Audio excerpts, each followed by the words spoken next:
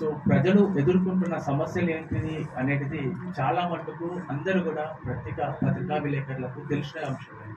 కానీ కొన్ని important points అనేటివి మీ ముందు పెట్టడానికి అనేసి నా యొక్క ఆలోచన. అండ్ ప్రీవియస్లీ నేను మీతో కూడా డిస్కస్ చేయలేదు, but still I want to expose it. So actually waste to energy plant రావడానికి ముఖ్య కారణం ఏంటిది అని అంటే గార్బేజ్ ఎక్కడి నుంచి వస్తుంది అని అంటే మనం ఇంట్లో తయారు చేసుకునే చెత్త వల్ల గార్బేజ్ అనేది వస్తుంది. మరి దీన్ని మానిటరింగ్ చేయడానికి మన దగ్గర సోర్సెస్ లేవా అని అనుకుంటే కావాల్సింది కొన్ని అంశాలు: చిత్తశుద్ధి అండ్ ఏకాగ్రత. ఇది లేదు అనేది నా యొక్క పాయింట్. బికాస్ నిన్న జరిగిన సమావేశంలో పాపులేషన్ వైజ్, డెన్సిటీ వైజ్ మనం ఎంత జనరేట్ చేస్తున్నాం అనేది నేను స్పష్టంగా చెప్పడం జరిగింది. ఇప్పుడు నేను అదంతా మ్యాథ్స్లోకి నేను వెళ్ళను, కానీ కొన్ని పాయింట్స్ నేను ఇక్కడ మీకు వివరించాలని నేను అనుకుంటున్నాను. చెత్తను సాగ్రిగేట్ చేయాలనేసి గత ప్రభుత్వము కొన్ని స్టెప్స్ తీసుకున్నది. తడి చెత్త, పొడి చెత్త అనేది వేరువేరుగా చేసి ఇవ్వాలి అనేసి. సో ఒక స్టెప్ అనేది ప్రభుత్వం తీసుకుంది, కానీ దాన్ని అమలు పరిచే విధానం ఏదైతే ఉందో అది సరిగ్గా లేదు అనేసి నేను అంటాను. కారణం ఏంటిది అని అంటే, తడి చెత్త, పొడి చెత్త ఒకవేళ డొమెస్టిక్ హోమ్స్ నుంచి వెళ్ళి కలెక్ట్ అయ్యేసి గార్బేజ్ కలెక్టర్స్ ఇస్తుంటే వాళ్ళు ఏం చేస్తున్నారు, ఆ కలెక్టింగ్ వ్యాన్ ఏదైతే ఉందో దాని మధ్యలో ఒక రేకు ఉంటుంది. ఒక సైడ్ తడి చెత్త వేయాలి, ఒక సైడ్ పొడి చెత్త వేయాలి అనేసి ఆ రేకునే తీసేస్తున్నారు.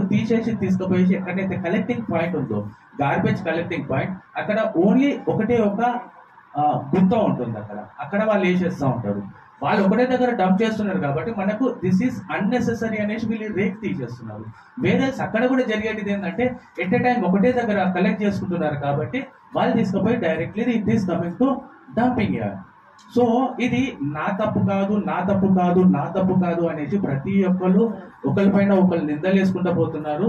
ఆల్టర్నేట్ గా దీని సొల్యూషన్ ఏంటి అని అనుకుంటే అందరూ కూడా కలెక్టివ్ గా పని చేస్తే, ఫ్రమ్ బాటమ్ టు టాప్, కింద నుంచి మొదలుకొని పైన దాకా కూడా ప్రతి ఒక్కరు కూడా కలెక్టివ్ గా వర్క్ చేసి దీనికి ఏదైతే సమస్య ఏదైతే వాటిల్లుతుందో దాన్ని ముగించడానికి పని చేయాలి. And as usual I request government of Telangana, sir మీరు ఏదైనా సబ్సిడీ స్కీమ్స్ అనేది తీసుకురండి. ఎవరైతే సరిగ్గా వర్క్ చేస్తున్నారో, it may be domestic houses or garbage collectors or anything else, వాళ్ళకనేది కొన్ని ఇన్సెంటివ్స్ అనేది మీరు ప్రొవైడ్ చేయండి. లైక్ ఏదైతే ప్రాపర్టీ ట్యాక్స్ ఉంటుందో ప్రాపర్టీ ట్యాక్స్ లో వాళ్ళకి ఏదైనా రాయితీ ఇచ్చుడు కానివ్వండి, డిఫరెంట్ వేస్ అనేవి ఉన్నాయి కదా.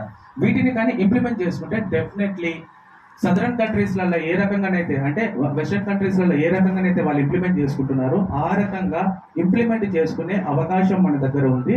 సో చాలా సమయం నేను లేటుగా వచ్చాను, అందరి సమయం తినేశాను. Please excuse.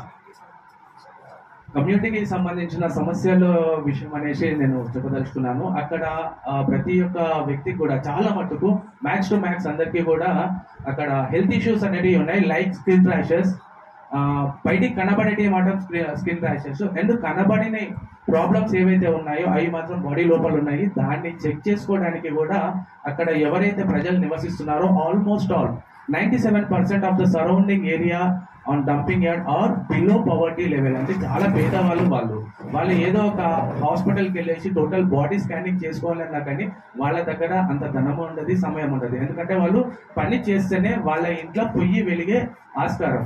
అటువంటి పరిస్థితులలో వాళ్ళు బతుకుతున్నారు. సో ఎవరన్నా ఒకళ్ళు కొంచెం ముందుకు వచ్చేసి అసలు వీళ్ళు ఎలాంటి ఇబ్బందులతోటి ముందుకు ఎలా గడుస్తున్నారు అనేది ఎంక్వైరీ చేసుకుంటే, it may be NGO or it may be government, but వాళ్ళు కొంచెము మనసు